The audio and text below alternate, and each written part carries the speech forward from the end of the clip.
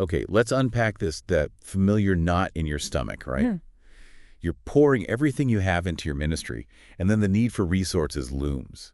It can feel like this constant uphill battle, almost as if you're just crossing your fingers and, hoping enough comes in. Yeah, and that leads right into that quote, doesn't it? Hope is not a strategy. Exactly. But too many ministry leaders are still fundraising like it is. It's a really pointed observation. And what's fascinating here is that underlying anxiety, it's not unique to ministry, really. Anyone trying to make a real impact often faces that challenge, Hmm. aligning passion with, well, practical resources. Sure. But you're right, in the context of kingdom work, that tension carries even more weight, doesn't it? That feeling of being reliant on unpredictable support can be pretty overwhelming. Absolutely. And that's precisely why we're diving deep into this today. For you, the learner, you're looking to get the essential knowledge efficiently and thoroughly without feeling buried under information. Our goal is to extract the core insights from a really valuable resource, a guide offering a biblical framework for strategic fundraising and support raising. Kind of a shortcut to getting well informed on this. Exactly. Think of this as your shortcut to understanding how to build a sustainable, integrity-driven approach based on clear principles, not just, reactive measures. And connecting this to why it matters for the long haul, it's about stewardship, really amplified. It's not just about the dollars and cents coming in, Mm. but stewarding the very vision you've been entrusted with. As our source material points out, relying on outdated methods or simply hoping for the best, well, that just isn't a sustainable model for ministry today. Makes sense. So the mission of this deep dive is to equip you with key principles and really actionable ideas for thinking strategically about how you mobilize the resources you need, all grounded in a biblical perspective. So where do we even begin to unpack this shift in thinking? Well, the source starts by laying a foundational cornerstone, going right back to the beginning, to the genesis of stewardship in Genesis 2.15. Okay, Genesis 2.15, serve and guard, Avad and Shamar. That's from the creation story where Adam is placed in the garden, right? That's the one. So what's the link between that ancient instruction and the practicalities of fundraising today? Well, what's powerful to consider is that right from the start, God delegated responsibility. We weren't given the title deed to creation, Right. We were given the role of caretakers. Yeah. Our skills, our opportunities, even the resources we manage, the source, argues these all ultimately stem from God's ownership. Okay, so God is the owner, we're the caretakers. Exactly. And viewing ourselves as stewards, not owners, profoundly influences how we approach those fundraising conversations. So it fundamentally changes the dynamic. It's Yeah. not us going and asking for something for our thing. Right. It's inviting people to participate in something God is already doing through us. Precisely. It reframes the ask. It becomes an invitation to join a divine initiative, not just supporting, a human endeavor. That makes a big difference. And the source includes a really thoughtful, practical reflection point about this, suggesting pausing to pray before you even start crafting your appeal, consciously acknowledging God as the ultimate owner of everything. That's a really centering idea. It shifts the entire posture of our approach, doesn't it? It really does. Okay, so building on this foundation of stewardship, where does the source take us next in terms of the biblical basis for support raising? It then moves into specific illustrations, beginning in the Old Testament with the detailed instructions for the tabernacle offerings. That's in Exodus chapters 25 through 35. Right, the very specific lists of materials, gold, silver, bronze, all the way down to woven goat hair. Wow. What's the key insight there that resonates for us now? What stands out is the emphasis on giving that was both voluntary and, importantly, spirit-motivated. Voluntary and spirit-motivated. Yeah. The source highlights that every contribution, regardless of its perceived value from precious metals to basic materials like goat skin, came from individuals whose hearts were stirred by God. This wasn't a mandatory tax or levy, it was a willing response. Exodus 35, verses 21 and 29, really underscore this element of a heart moved to give. That's a vivid picture, an entire community move to contribute what they could out of a shared sense of purpose, like real buy-in. Exactly. And then the source also points to the example of the temple treasury in the book of Ezra. Okay, Ezra, what's the angle there? Well, that instance shows King Artaxerxes, who is a secular ruler. Right, not part of the faith community initially. Exactly. And he allocates significant resources for the rebuilding and maintenance of the temple. It demonstrates that God can, and sometimes does, use even those outside the immediate faith community to further his purposes. Interesting. So we see this thread of provision woven throughout the Old Testament. How does the New Testament then build upon this understanding? The source transitions to New Testament examples, starting with a very well-known story with profound implications for support raising. Jesus and the widow's mite in Mark 12. Ah, yes. That's a story that always makes you pause and reconsider what truly matters in giving, doesn't it? It really does. What's so crucial to grasp is Jesus' emphasis on the value of giving being determined by the giver's trust in God's provision, not the sheer amount contributed. Not the dollar figure. Right. Her two small copper coins, seemingly insignificant financially, were held up as the ultimate example. Why? Because they represented her total dependence on God, everything she had. It's a powerful challenge to our often materialistic way of evaluating generosity. Just completely turns it on its head. It does. And then the source also brings in the powerful example of Paul's Macedonian churches. That's in 2 Corinthians chapters 8 and 9, right? Yeah, I think so. The Macedonians. Yeah. What's special about them? Well, their situation is quite remarkable. Despite facing extreme poverty and, serious hardship, they earnestly pleaded for the privilege, that's the word Paul uses, the privilege of participating in the offering for the saints in Jerusalem. Wow. Pleading for the privilege to give even in poverty. Exactly. Their generosity wasn't just, writing a check. It was a deeply spiritual act, characterized by significant sacrifice, profound faith, and a strong sense of fellowship with the wider body of Christ. 2 Corinthians 8.4 really captures their eagerness. The privilege of giving, that's a complete reorientation of perspective, isn't it? Totally. So we've looked at these foundational examples, but there's that common saying that often circulates in Christian circles, give until it hurts. The source directly addresses that, doesn't it? It does, and it clarifies that while genuine sacrifice is often involved in giving, the biblical view of generosity is far richer and more nuanced than simply enduring pain. Okay, so it's not just about the pain part. Right. Reducing the vast landscape of biblical teaching on giving to that single idea of austerity can actually be limiting, even misrepresentative sometimes. So what alternative understanding does the source offer? How should we think about it instead? Well, the source revisits the example of the tabernacle construction back in Exodus 25 to 35 to illustrate a different sequence. Okay, gets the sequence. First, a clear vision communicated by God, then an invitation extended to the people, which then resulted in an overflowing response. And this response was fueled by worshipful enthusiasm, not obligation or guilt. That's highlighted in Exodus 36, verses 5 to 7.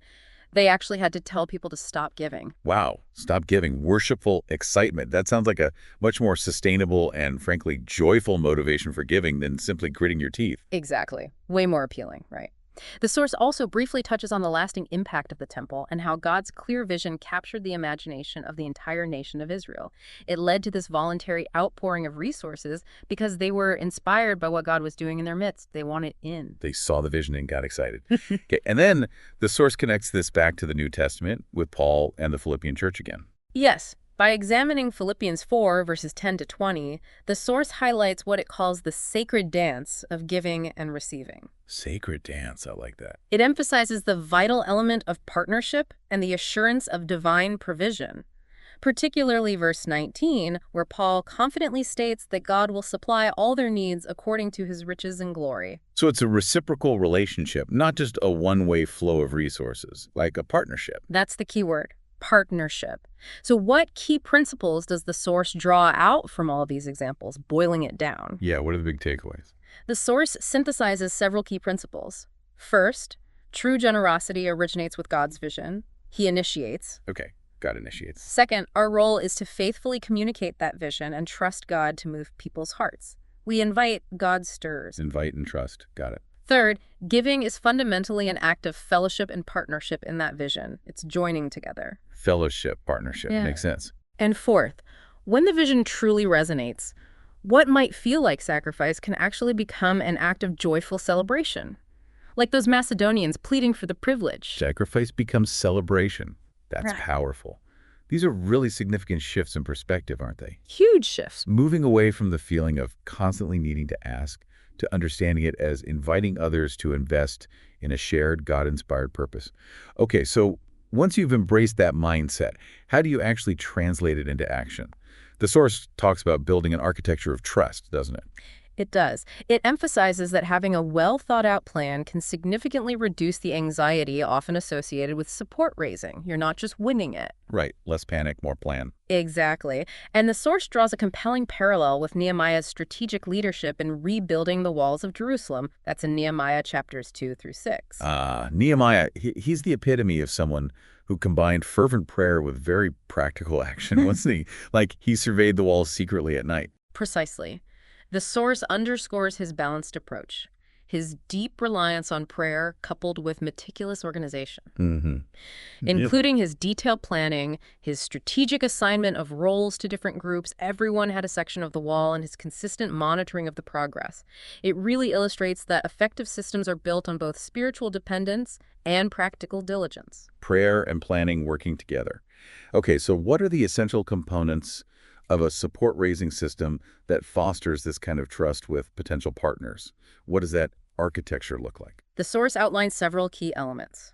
First, intentional appointment planning. Appointment planning, okay. This means establishing a consistent rhythm for connecting with people, specifically scheduling time for those conversations, and utilizing tools like digital calendars, maybe a CRM, to maintain organization.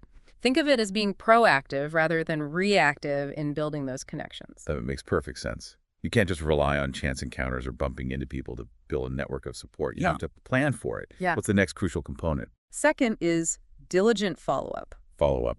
Always key. Yeah, and the source stresses that effective follow-up isn't about nagging people, right? It's a tangible demonstration that you value their interest and are committed to the relationship. Valuing the relationship. Exactly.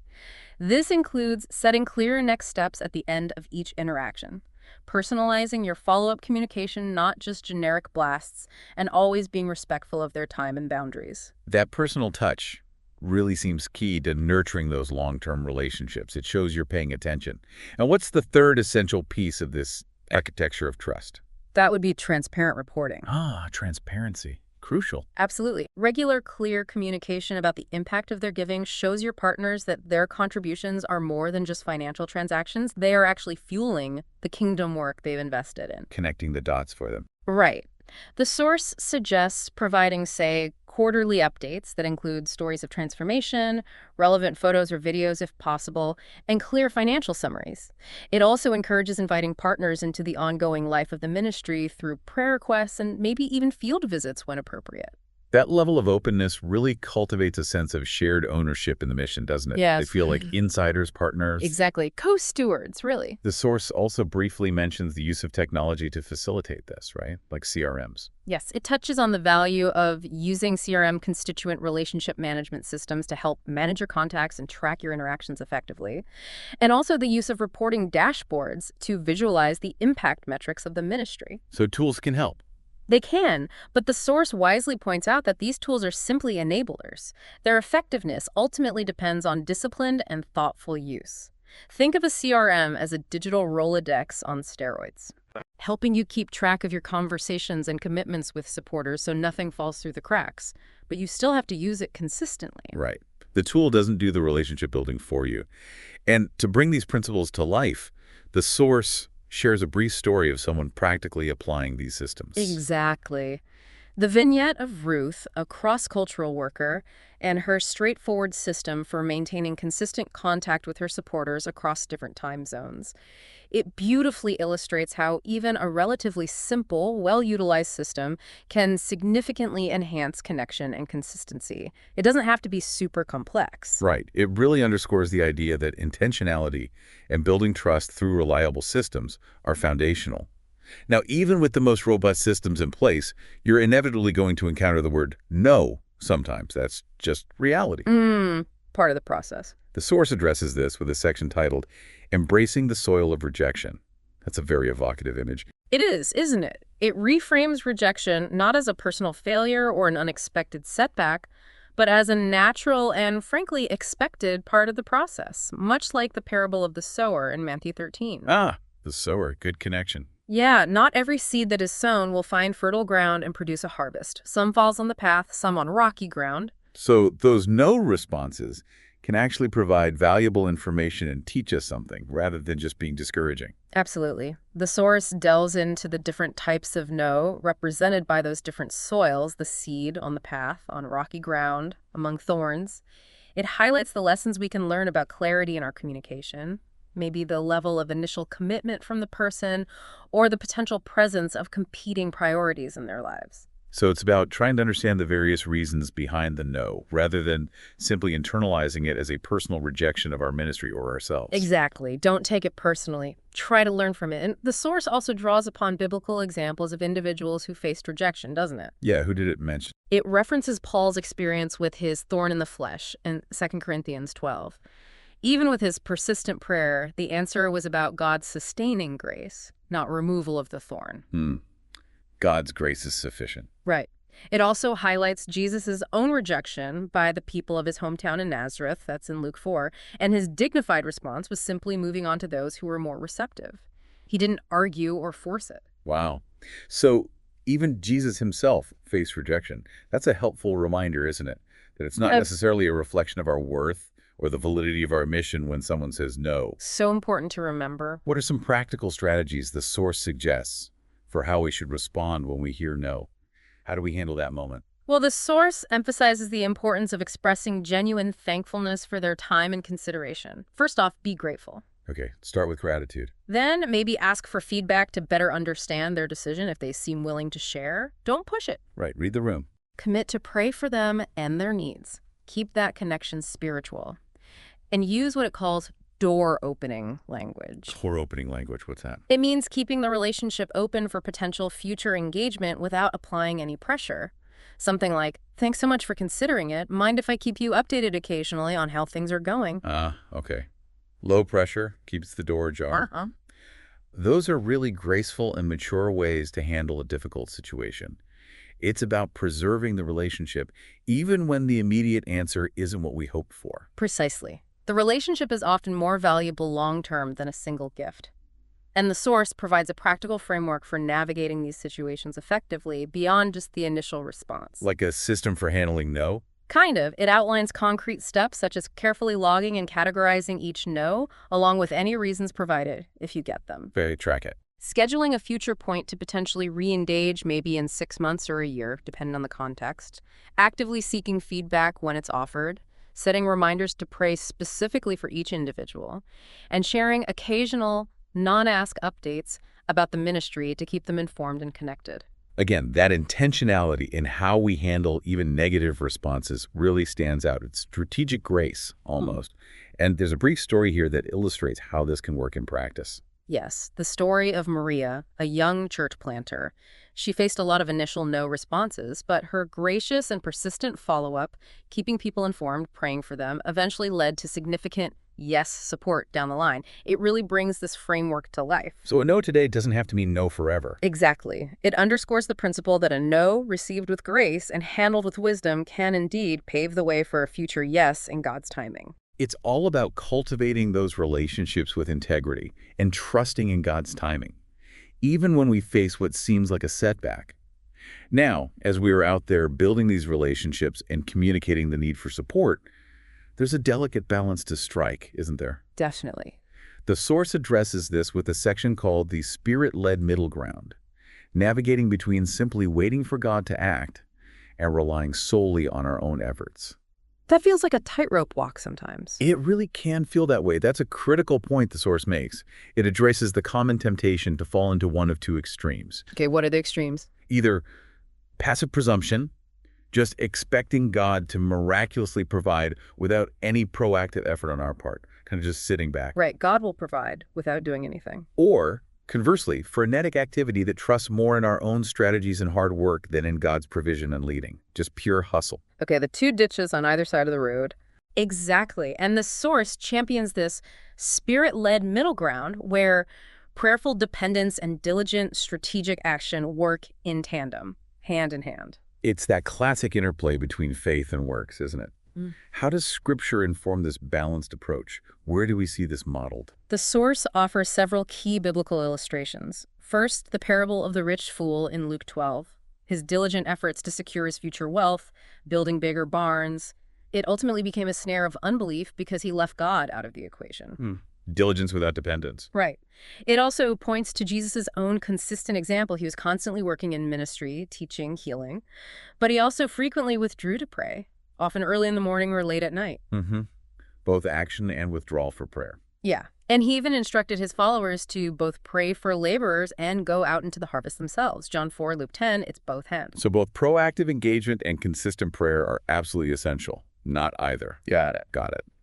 What Old Testament examples does the source highlight in this context?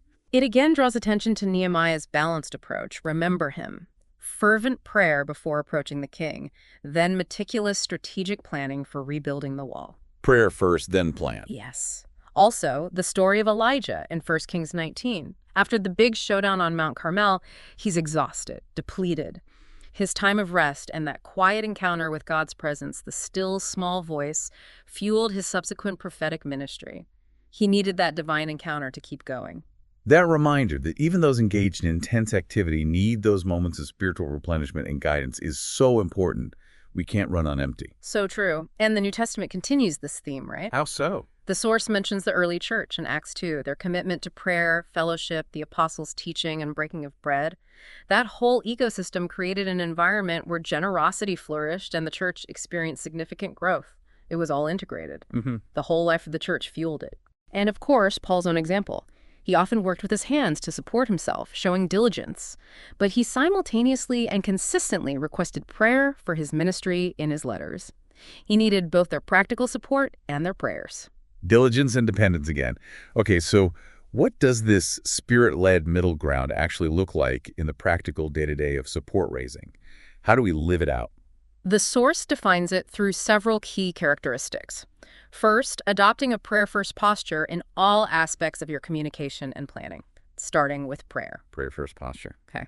Second, engaging in vision-driven action. Your actions flow directly from the God-given vision, translating that calling into clear, actionable steps. Vision-driven action. Got it. Third, cultivating discerned flexibility. Being able to pivot and adjust your plans as the Holy Spirit leads, not being rigidly locked into your strategy. Discerned flexibility. Important. And fourth, fostering mutual invitation, where you are genuinely inviting partners to participate not just financially, but also in prayer, maybe even strategy discussions, and definitely in celebrating what God is doing. Real partnership. Mutual invitation. I like that. Those are really helpful principles to guide our approach.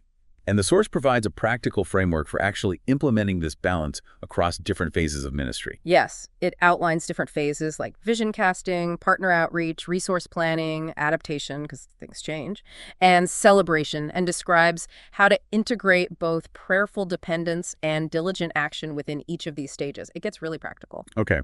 And we have another short story here that illustrates this principle in action, don't we? We do. The story of David, who was launching a new training center. He and his team had a dedicated season of prayer, really seeking God's direction. And that ultimately led to a pivotal virtual Prayer Vision Summit. A Prayer Vision Summit. Yeah, and that event secured the necessary initial support.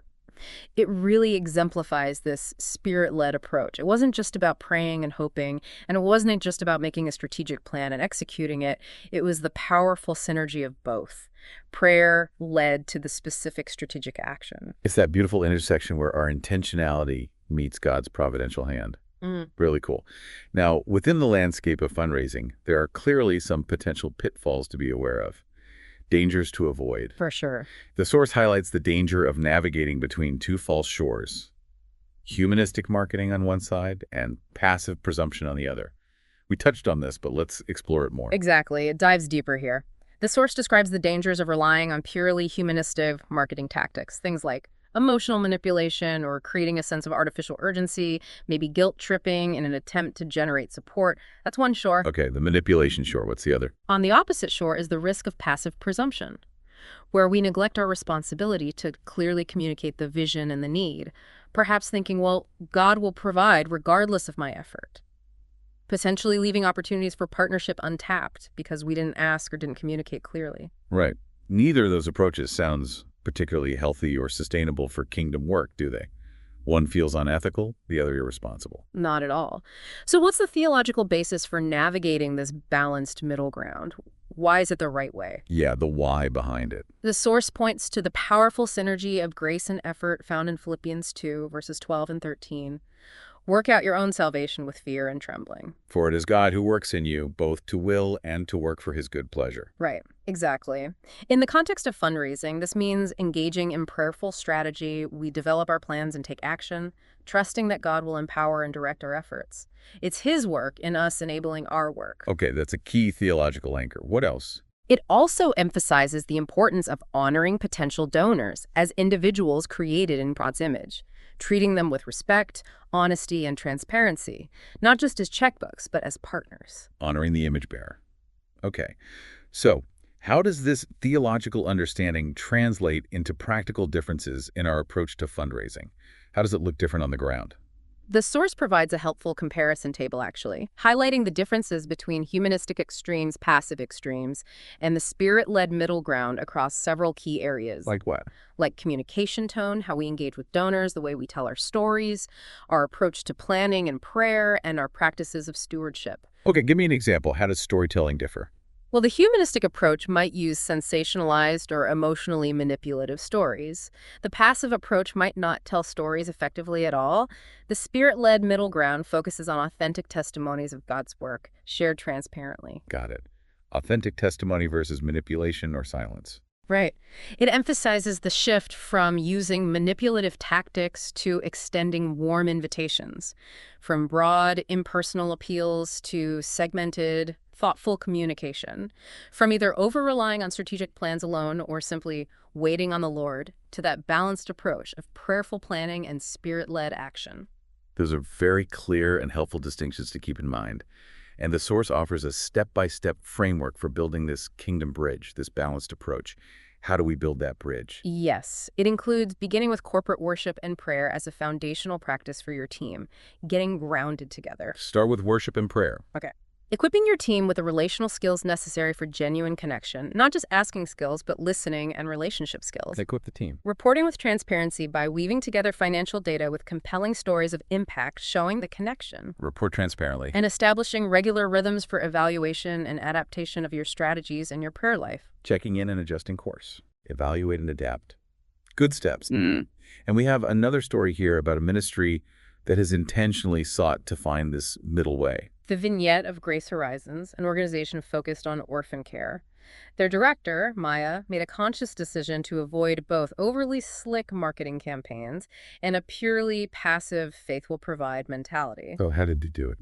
By intentionally prioritizing prayer, strategic planning, sharing authentic stories of the children they serve with dignity, and cultivating genuine relationships with their supporters. It really illustrates this principle in action, finding that sweet spot. It sounds like a continuous journey, doesn't it? Aligning our hearts and our practical efforts with God's leading and provision, not a one-time fix. It's definitely a journey. Now, shifting from these foundational principles, the source moves into the more practical aspects of from vision to strategy, outlining how to actually craft a kingdom blueprint, getting down to brass tacks. Okay, the blueprint. I like that term. Moving from the why to the how. Exactly. The source emphasizes that having a compelling vision is essential. Absolutely. But without a clear strategy to implement it, it remains just a wish, a dream. Vision without strategy is hallucination, someone said. Something like that. It draws a powerful parallel to the divine mandate given in Habakkuk 2.2 to write the vision and make it plain so people can run with it. Make it plain. And the wisdom and careful planning highlighted in Proverbs 21.5, the plans of the diligent lead surely to abundance. It references practical examples like Joseph's planning for the famine in Egypt and Nehemiah's meticulous organization of the wall rebuilding. Strategy matters. So what are the essential elements that should be included in this kingdom blueprint to move from vision to reality? What goes into it? The source details 5 key components. First, clearly define goals, the specific what you aim to achieve. Think SMART goals, mirroring Jesus' precise commission in Matthew 28. Specificity matters. Goals. Okay, the what? Second, well-defined tactics, the diversified how you will reach those goals. This includes strategies for engaging different streams like grants, individual donors, events, targeted campaigns. Diversify your approach. Tactics. The how. Got it. Third, realistic timelines the when, emphasizing the importance of establishing something like a 12-month calendar to maintain momentum and focus. Deadlines help. Timelines, the when. Makes sense. Fourth, a transparent budget, the how much, stressing the need for line item clarity, maybe a contingency fund, and overall financial integrity. Be clear about the costs. Budget, the how much. Crucial. And fifth, clearly assign roles. The who on your team is responsible for specific aspects of the plan. This fosters shared accountability. Who owns what? Roles, the who. Right. Those are all crucial elements for any effective strategic plan, ministry, or otherwise. And the source includes a story of this being put into practice, right? Yes, the vignette of Elena. She was launching a women's discipleship center overseas. Her team utilized a strategic retreat. A retreat. Good idea. To intentionally pray through their vision first, and then collaboratively map out their specific goals, the tactics they would use, like connecting with churches, individual appeals, their projected timelines, a detailed budget, and the clearly defined roles and responsibilities of each team member. It really illustrates how to translate a big vision into concrete, manageable steps. It sounds like a valuable process for breaking down what can feel like an overwhelming undertaking into actionable parts. Really practical. The source then delves into the concept of the sacred architecture of time, essentially building a strategic yearly fundraising arc. Yes, it reframes our understanding of time in ministry, not just something that passes, but a precious resource entrusted to us by God. A canvas, the source calls it. A divine canvas, I like that. And it highlights the significant benefits of developing a thoughtful 12-month fundraising calendar. It brings increased intentionality to your outreach, creates a consistent and predictable communication rhythm with your partners so they know what to expect, and fosters a deeper sense of spiritual stewardship of the time we have. So it's stewarding time, not just money. What are some of the key components of this yearly arc that the source recommends we consider incorporating? How do you structure that year? It suggests thinking in terms of overarching quarterly themes. Quarterly themes, okay. Like maybe focusing on vision and renewal in Q1, community and growth in Q2, momentum and mobilization in Q3, perhaps leading into year end, and gratitude and planning in Q4, something like that. That provides a nice framework. Then establishing specific monthly focus areas that align with those quarterly themes, and planning maybe 1 or 2 annual celebration gatherings to connect with and appreciate your supporters in person or virtually. So it's about creating a deliberate rhythm and flow to our engagement throughout the year, rather than just reacting to immediate needs or doing everything all at once. Exactly. Moving from reactive to proactive, what's the deeper principle behind this approach? Why bother with a calendar? Yeah, why is it so important? The source emphasizes that establishing these timelines isn't about rigid control or taking God out of it. It's actually about preventing that feeling of constant panic fundraising. Avoiding the panic cycle. That's huge. It fosters a spirit of anticipatory faith as you pray and plan towards specific milestones. And ultimately, it provides opportunities to see and celebrate God's faithfulness throughout the year as you track progress against your plan. You can look back and see what God did. That's great, celebrating faithfulness along the way. And the source provides some practical steps for actually implementing this kind of yearly calendar. Yes, it suggests creating a visual calendar, something the whole team can see. Intentionally aligning your fundraising activities with your existing ministry rhythms and key program dates. Don't create extra work, integrate it. And incorporating meaningful markers like ministry anniversaries or significant donor birthdays to personalize your outreach. Make it human. That intentionality around how we steward our time seems just as crucial as how we steward our finances. They're both gifts, aren't they? Absolutely. Speaking of which, another vital element of building trust is how transparent we are in our financial dealings. The source explores the currency of trust, the power of transparency. Currency of trust. Good phrase. It really is. The source asserts that the way an organization handles its finances speaks volumes to its partners and to the wider community. It builds or erodes credibility. Actions speak louder. It draws upon biblical examples such as Paul's meticulous care in handling the offering for the Jerusalem church in 2 Corinthians chapter 8. He even appointed representatives from the churches to travel with the funds. Right, accountability partners. And the general principle of conducting ourselves in an orderly manner that brings glory to God, as mentioned in 1 Corinthians 14.40, financial integrity honors God. So what are some key aspects of financial transparency that the source highlights as particularly important? What does it look like practically? It emphasizes the importance of line item clarity in your budgeting and reporting. breaking down your expenses into specific, understandable categories: housing, program materials, training costs, travel, admin, etc. Not just one big lump sum. Okay, be specific, but where the money goes. It also stresses the need to maintain a designated buffer for the unexpected, setting aside a certain percentage or amount to cover unforeseen needs or emergencies. Because things always come up, right? Oh, yeah. Contingency planning. Smart. Correct. And it strongly advocates for adopting an open book ethic, being willing to share your budget details and financial reports with your key supporters and genuinely inviting their questions and feedback, not hiding anything. That move from simply treating donors as benefactors to engaging them as true co-stewards in the mission, that sounds incredibly powerful for building lasting relationships. Like they're really part of the team. It really is transformative, and the source offers some practical steps for implementing this open book approach. Like what? How do you do that? It suggests things like hosting budget workshops or informational meetings with your top supporters, regularly sharing updated financial reviews alongside your impact stories, connecting the giving with the outcomes, showing the so what, Okay, connect the numbers to the mission. and even utilizing secure online platforms or collaborative dashboards where partners can track progress towards financial goals in real time, if that's feasible for your organization. Wow, that's really open. It's about fostering a sense of shared responsibility and mutual accountability, not just a one-way flow of funds. Yeah. Everyone's invested.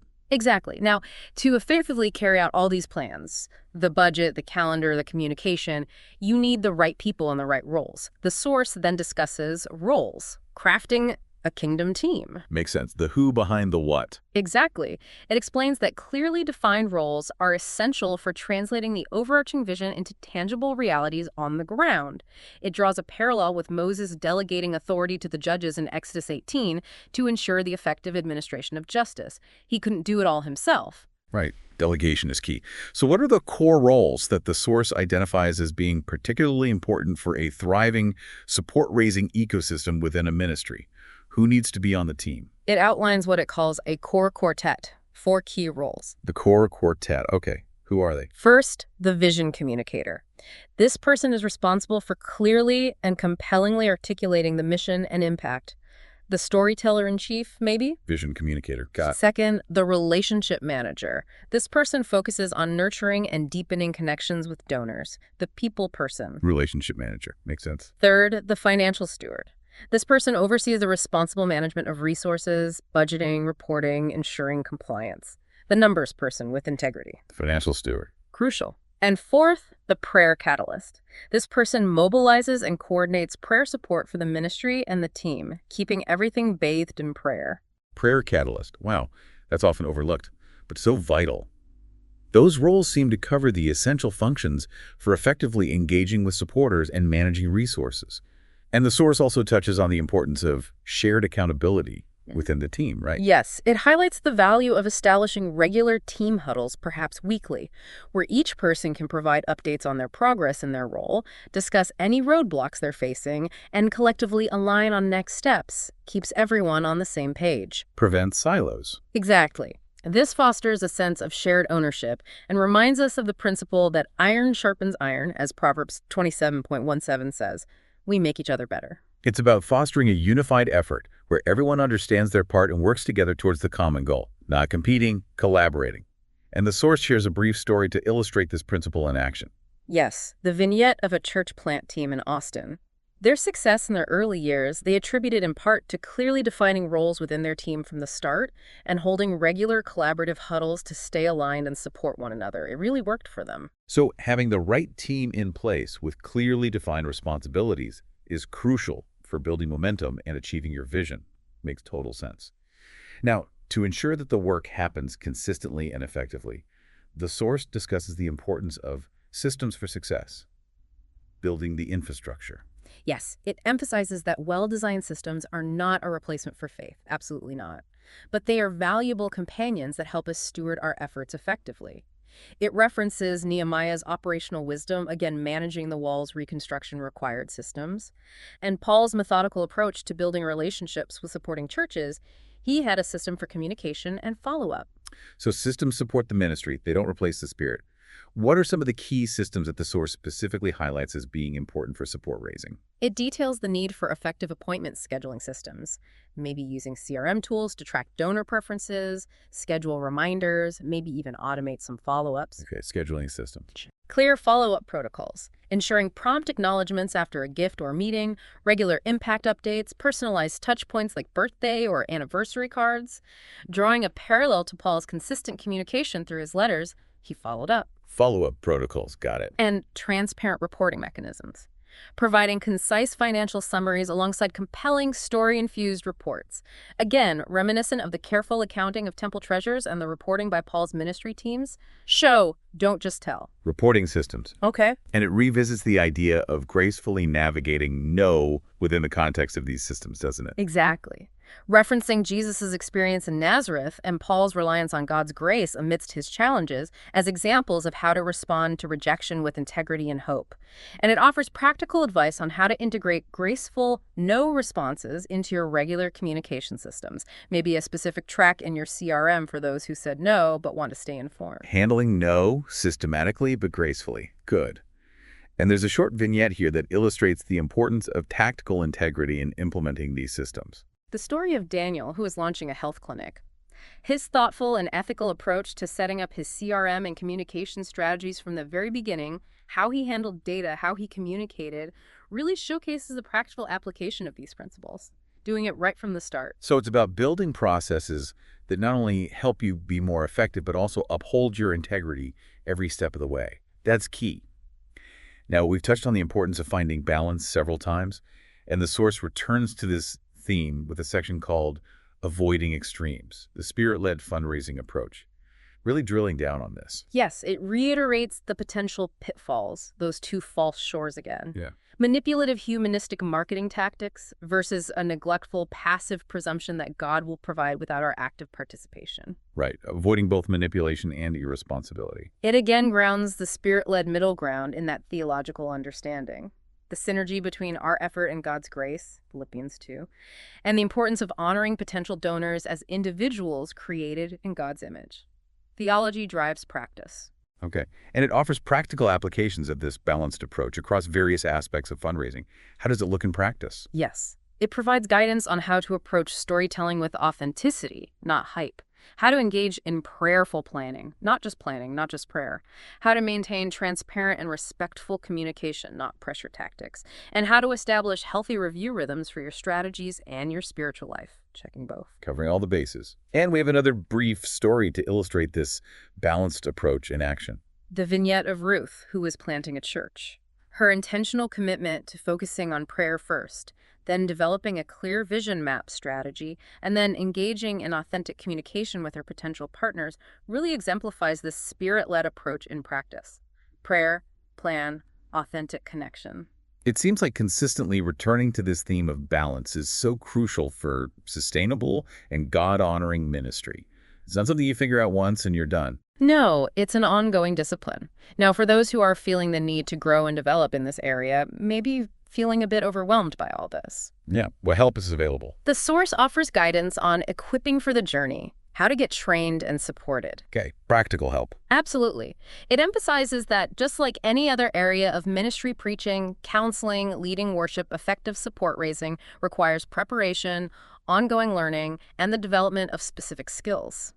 It's a craft to be honed. Right. It doesn't always come natural. Exactly. It highlights valuable resources such as specialized support raising courses offered by organizations like Global Intentions and Stewardship, structured training programs. Okay, courses are available. What else? And the significant role that coaching can play is also mentioned, isn't it? Yes, definitely. Drawing a parallel to the mentorship relationship between Barnabas and Paul, Barnabas really vouched for Paul and mentored him early on. Mm-hmm. The son of encouragement. It emphasizes the encouragement, guidance, and accountability that a seasoned coach can provide to help individuals grow in their support raising abilities. Someone walking alongside you. Coaching is powerful.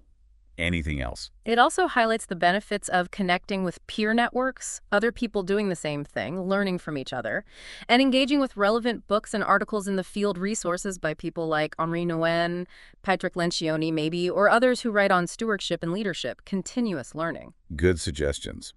And we have a brief story here about someone who is directly benefited from these kinds of resources. Yes, the vignette of Alina again.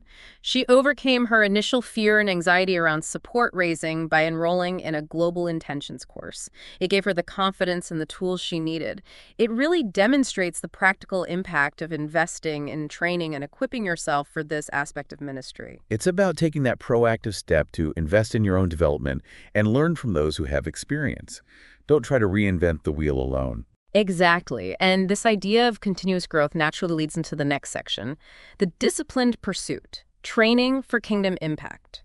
Taking it seriously, like an athlete. Disciplined pursuit. Okay. Yes, it reframes support raising not just as a task to be completed, maybe reluctantly, Yeah. but as an ongoing disciplined pursuit, much like an athlete training for a marathon.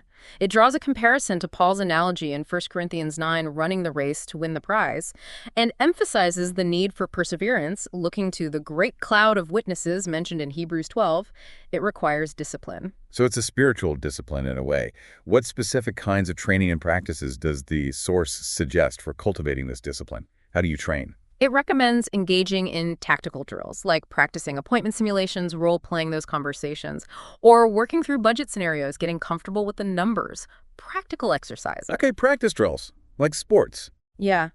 As well as intentionally utilizing training resources like workshops, conferences, again, mentioning global intentions, stewardship, online courses perhaps through platforms like Missio Nexus or Global Advance, and seeking out opportunities for personal coaching. A mix of learning and practice. Makes sense.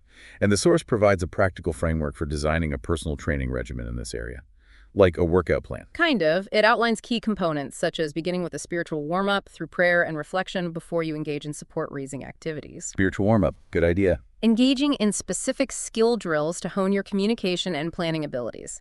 Completing relevant courses or reading books, participating in ongoing coaching sessions, and actively engaging with a peer network for support and encouragement. It's a holistic training plan. Wow, that's comprehensive. And we have a final story in this section about someone who has progressed through this kind of intentional training. Yes, the vignette of Anna. She progressed from feeling like a complete rookie in support raising, maybe terrified, to becoming a confident relay captain within her ministry through consistent and intentional training. She learned, practiced, got coaching, and grew. It really underscores the transformative power of a disciplined approach to learning and growth in this area. You can get better at this. That's encouraging. So it's a journey of continuous learning, practice, and refinement, much like any other skill we seek to develop for the kingdom.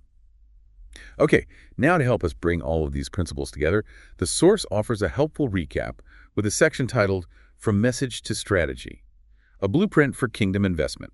Tying it all together. Yes, it powerfully reiterates the core message. Effectively translating God's calling into tangible impact requires moving beyond just having a message or a passion to developing a clear and actionable strategy. The blueprint. Right. Message needs a map. It briefly revisits the 5 key elements of the kingdom blueprint we discussed earlier. Goals, the what, tactics, the how, timelines, the when, budget, the how much, and roles, the who.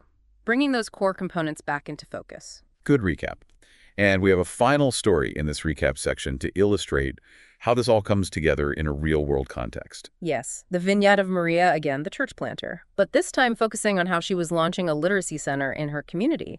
She intentionally utilized the blueprint framework in motion. How so? Setting specific goals, number of students, reading levels, identifying key tactics, local partnerships, church appeals, small grants, establishing realistic timelines, developing a detailed budget, and assigning clear roles to her team members. It really demonstrates how these elements work together synergistically in a practical setting to bring a vision to life. It's about taking that initial God-given message or vision and thoughtfully and prayerfully turning it into a concrete strategy for impact, making it happen. Yeah. Okay, now as we think about sustaining this work over time, the source delves into the concept of diversifying income streams, not putting all your eggs in one basket. Exactly. A really important principle for sustainability. It emphasizes that God's faithfulness and provision often manifests in a variety of ways, and it uses powerful biblical examples. Like what? Like the provision of manna and quail in the wilderness, God used different methods. Or Elijah being sustained first by ravens, then by a widow again, multiple channels of provision. It illustrates that God can, and often does, provide through multiple streams. Good examples. So what are some of the different potential income streams that the source details as possibilities for ministries to explore? It covers grants thinking about institutional funding, perhaps drawing a parallel to Joseph's strategic management of resources for the nation. Okay, grants. Individual donors, the bread and butter for many, likened to Paul's partnership with the Philippian church, cultivating those personal relationships. Individual donors. Events, fundraisers, awareness events, referencing Nehemiah's gathering for the dedication of the city walls, bringing people together, The events. and targeted campaigns for specific projects or needs, similar to the specific appeals for building the tabernacle and the temple in the Old Testament. Focus-giving opportunities. Targeted campaigns. Okay. And for each of these, the source provides relevant biblical models, suggests strategic actions to take, offers practical examples of how they can be implemented, and provides helpful insights and considerations. Really practical breakdown. It's a helpful reminder not to become overly reliant on a single source of financial support. Building resilience. Okay, the source then transitions to the crucial step of moving beyond theory to practice, making it real. Yes, a vital section. It wisely cautions that understanding all these principles is only the first step. Models and frameworks are just maps. They're not the actual territory you have to navigate. Right. The map is not the journey. Exactly. It highlights the inherent danger of having theoretical knowledge without practical application becoming an armchair fundraiser. And conversely, the danger of taking action without a solid understanding of the underlying principles, maybe burning bridges or being ineffective. So you need both theory and practice. Yes. It stresses that true sustainability in ministry happens at the intersection of clear biblical thinking and consistent, faithful practice, head and hands working together, guided by the heart. So what are some of the foundational principles that the source offers to guide this transition from theory to practical implementation? How do we make sure our practice is grounded? It outlines 4 key foundational principles. First, the absolute necessity of prayerful dependence in all our endeavors. Start and stay grounded in prayer. Prayerful dependence, always number one. Second, the driving force of a clear, God-given vision. Know your why. Vision-driven imperative. Okay. Third, the understanding that faithful stewardship inherently requires planning. Stewardship isn't passive. Stewardship requires planning. Got it. And fourth, the recognition that true sustainability in ministry is a holistic endeavor that encompasses more than just finances. It includes team health, spiritual vitality, community relationships. Sustainability is holistic. Good point. And it provides some concrete steps for actually translating these theoretical principles into real-world action. Yes, it offers practical guidance across key areas, such as prioritizing prayer in your individual and team life, effectively articulating your vision in a compelling way, intentionally engaging in relational engagement with potential partners, and thoughtfully aligning your budget with your overarching mission and messaging, making sure everything lines up. Practical steps. And we have an example here of a ministry that has intentionally worked to bridge that gap between theory and practice. The story of Hope Bridge, a network focused on church planting. Their intentional journey to move beyond simply understanding the theory of sustainable funding to actually implementing consistent and effective practices within their network training, coaching, shared systems illustrates this crucial transition very well. They made it walk. It's about embedding these principles into the very fabric of how you operate, not just understanding them intellectually, making it part of the DNA. Okay. The source then explores different models that mobilize various overarching approaches to fundraising that ministries can adopt or adapt. Exactly. Recognizing that different approaches might fit different contexts or ministries better, it introduces 3 distinct models. Okay, what are they? First, the relational model.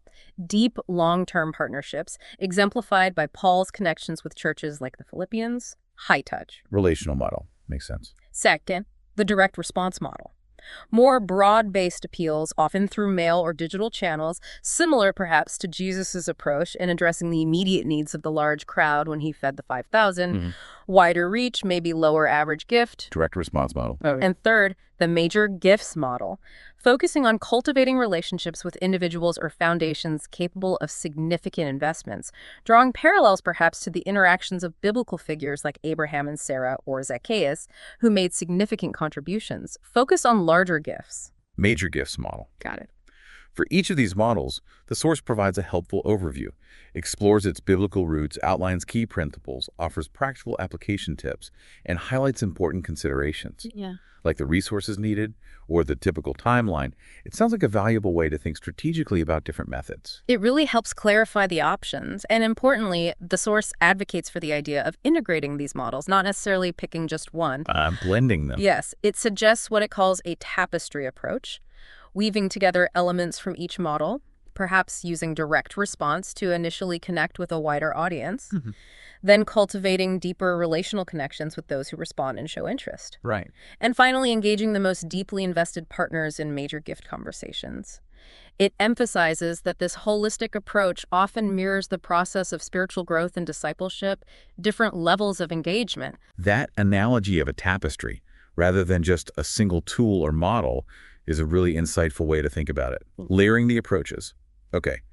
The source then returns to the importance of time with a section titled The Calendar as Covenant, taking that yearly planning even deeper. Yes, it reframes the development of that 12-month ministry calendar again.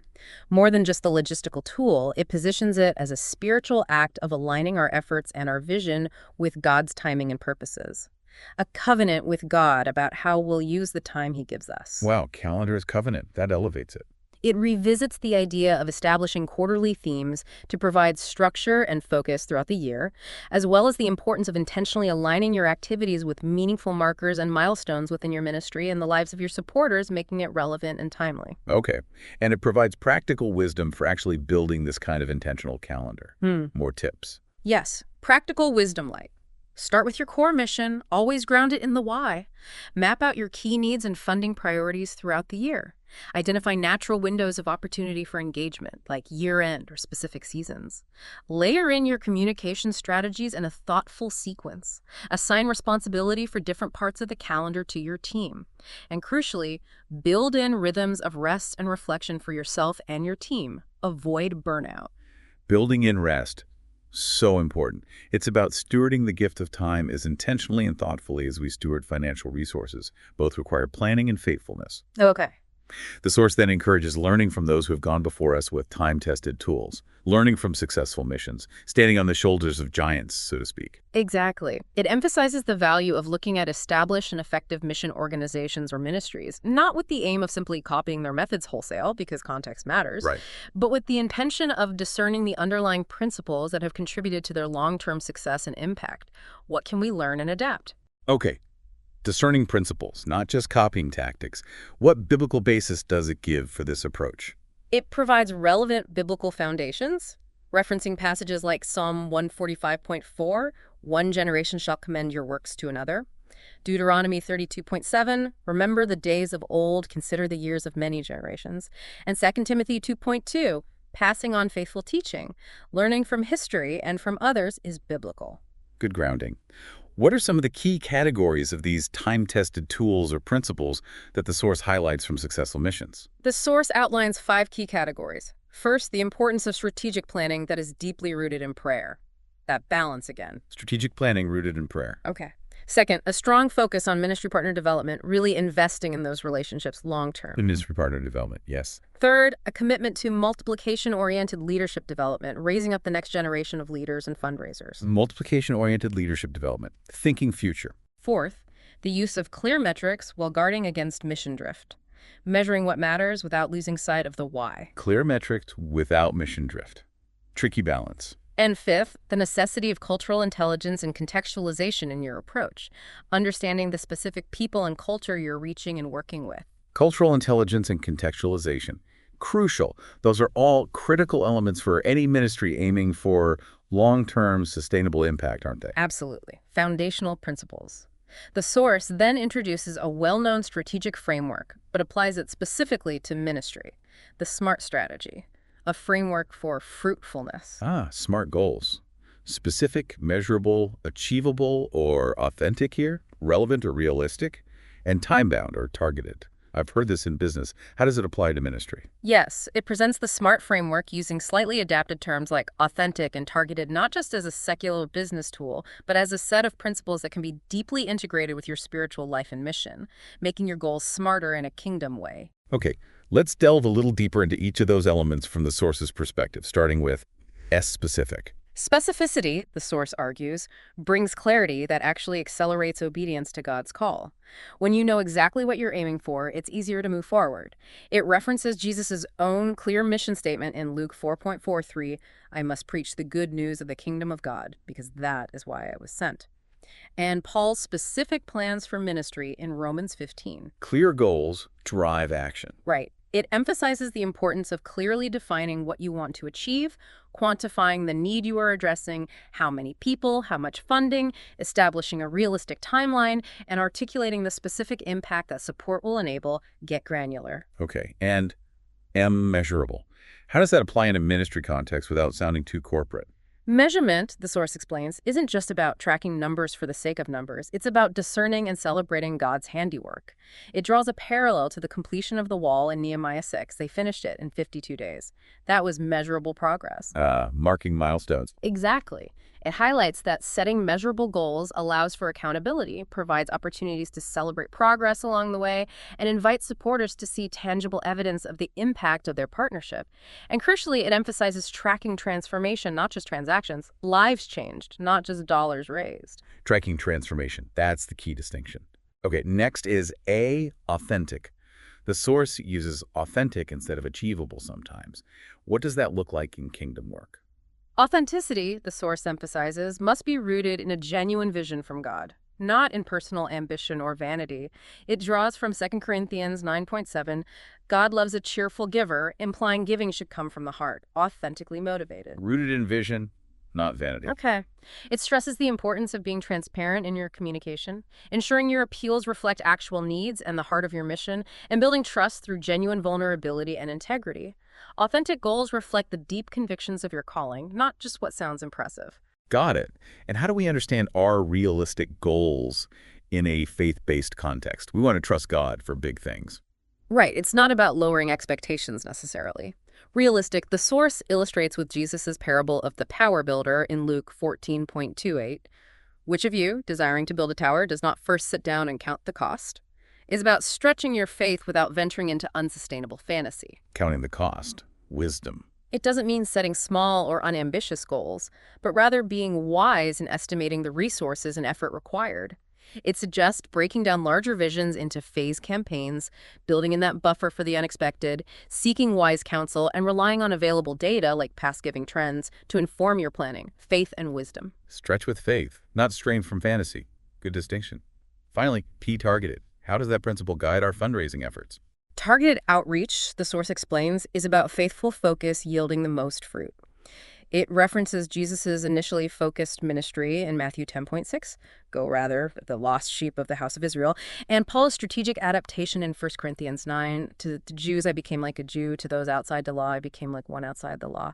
They focus their efforts strategically. Knowing your audience. Exactly. It encourages segmenting your communication based on different groups of potential supporters, major donors, monthly givers, churches, foundations, personalizing your approach to resonate with their specific interests and passions, and focusing your energy where there is the strongest alignment between your mission and their capacity or calling to partner. Work smarter, not just harder. Faithful focus bears fruit. I like that. Okay. Those are all incredibly practical and insightful lenses through which to view our fundraising strategies, making SMART goals truly kingdom-focused. The source then revisits each of these SMART elements in more depth, really drilling down. Let's quickly touch on those deeper dives. Starting with specificity, making the vision plain again. Yes, it reiterates that clarity accelerates obedience, highlights Jesus as the master of missional specificity, emphasizes specificity as a sign of stewardship. We're accountable for clearly communicating what God has entrusted to us, and provides those 4 practical tips again: define the why, quantify the need, establish a timeline, clarify the impact, really hammering home the need for clarity. Okay.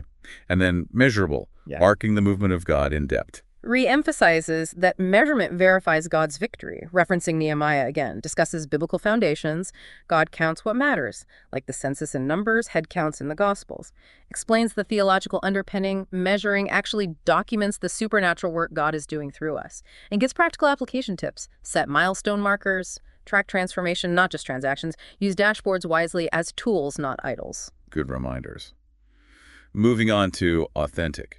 rooted in vision, not vanity, in depth. Underscores the sacred weight of authenticity in kingdom work. To Corino 9.7 again. Highlights biblical foundations. Paul, the transparent apostle, Philippians 4.17, not that I seek the gift, but I seek the fruit that increases to your credit. Explains the deeper principle. Authenticity anchors vision, keeping it grounded, and provides practical steps. Fundraise from faith, not fear. Practice transparent stewardship. Reject sensationalism. Keep it real. Then realistic, stretch with faith, not strain from fantasy, in depth. Uses Jesus' parable of the tower again, Luke 14.28, count the cost. Explains that realistic doesn't mean small, but sustainable and stewardly. Provides a practical framework. Break big dreams into phased campaigns. Build in buffer for the unexpected. Lean on data and wise counsel. Plan wisely. Trust deeply. And finally, targeted. Faithful focus bears fruit, in depth. Emphasizes the power of focused, intentional outreach, referencing Jesus, Matt 10.6 and Paul, 1 Corinthians 9.20 to 22 again. Explains the biblical blueprint. Jesus' focus and Paul's strategy of adaptation. Provides practical application. Segment your communication. Personalize your approach. Focus energy where alignment is strongest. Be strategic with your limited time and resources. It all comes back to being intentional, thoughtful, and good stewards of all the resources God has entrusted to us, our vision, our relationships, our finances, our time, our energy. Really comprehensive. The Source then shares Sarah's story as a compelling example of relational fundraising in action. Remind us about Sarah. Yes, highlighting her conscious decision to prioritize building genuine relationships with her supporters over simply focusing on transactions. She did this through regular video calls, personalized check-ins, remembering details about their lives, praying for them. It reinforces that biblical principle from Paul in the Philippians. Relationships should always be paramount. People before projects, essentially. The power of authenticity and practical steps for cultivating relationships are key there. And then we have the example of a fictional, transparent mission organization. In the section on the power of transparency, what did that illustrate? Exactly. It illustrated the profound impact of open and honest communication about finances and impact. It discussed the biblical and theoretical underpinnings, the mandate for integrity, 2 Corinthians 8.2 As already 21, the power of shared testimony, Rev 12.11, and true partnership in the gospel, Phil 1.5. And it provided practical applications. Transparency builds trust. Communicate impact, not just needs. Proactive financial reporting. Don't wait to be asked. Openness fosters deeper partnership. Makes sense. The Source then shares several brief yet impactful stories of faithful stewards, highlighting key lessons learned from their experiences. Can you quickly recap the lessons from those stories? Yes, they touched on crucial themes. Integrating vision and partnership, like David and Anna. Prioritizing relationships, like Sarah. The power of clear communication and building community among supporters, like John and Lisa. The importance of combining prayer with proactive planning, like Grace. And the foundational principle of prayerful dependence in all our efforts, like Mark.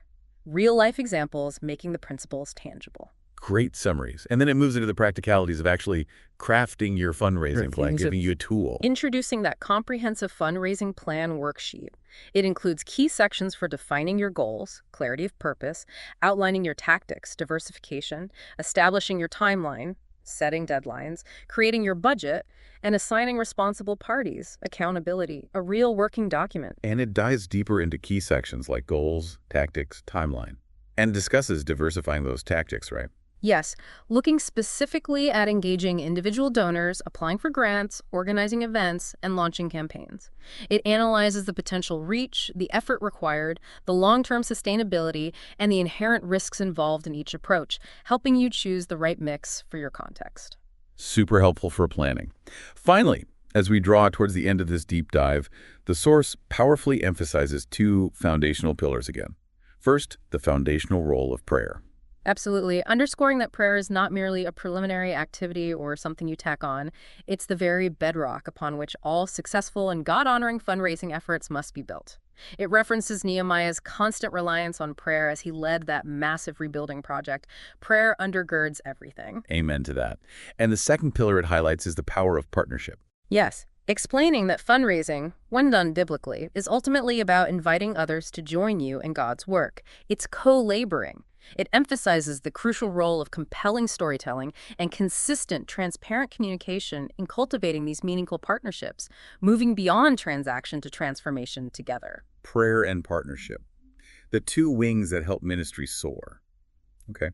The Source concludes by offering a series of thoughtful questions for reflection.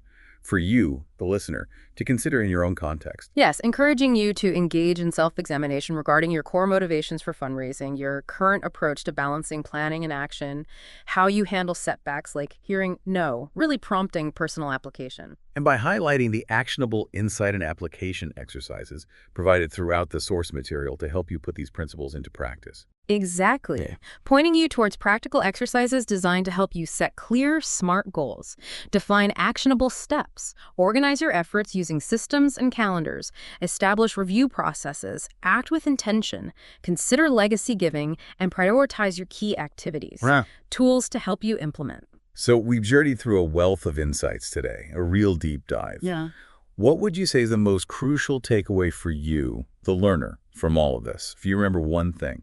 I think the core message that resonates throughout this material is that approaching resource mobilization in a strategic and biblically grounded way is about far more than just meeting financial needs. It's fundamentally about faithful stewardship of the vision God has given you. Stewardship. It's about cultivating genuine and impactful partnerships with those who believe in that vision. Partnership. And it's about advancing God's kingdom with integrity and excellence in every single aspect of the process. It's ministry through and through. That's a really powerful and holistic understanding. Stewardship, partnership, integrity. Yes. Okay, and as you, our listener, reflect on all these principles, what's one specific area in your current approach to resource mobilization that you feel most inspired to reevaluate or implement differently moving forward? Yeah, that's the provocative thought, isn't it? Now that you've had the opportunity to explore these principles in depth, what's one concrete aspect of your current approach to seeking support that you feel most compelled to rethink or perhaps implement in a new way? Where does the Spirit nudge you? Perhaps it's shifting from that reactive posture of just hoping for the best to proactively and strategically building a network of engaged partners through more intentional communication, better systems, or a clearer articulation of the impact they can help create alongside you. Where can you take one step forward? That's a fantastic point to really sit with and consider. What's your next step? This deep dive, while comprehensive, is truly just the starting point, isn't it? Absolutely. Just scratching the surface in some ways. We strongly encourage you to further explore the specific concepts, biblical references, and practical resources mentioned in the source material that piqued your interest. Dig deeper where you feel led. Yeah, go back to those sections. And who knows? Perhaps in future deep dives, we can delve even further into specific areas, like effective grant writing strategies, or crafting compelling donor communications, or building that calendar. Let us know what would be helpful. Sounds good. Thank you so much for joining us today for this deep dive.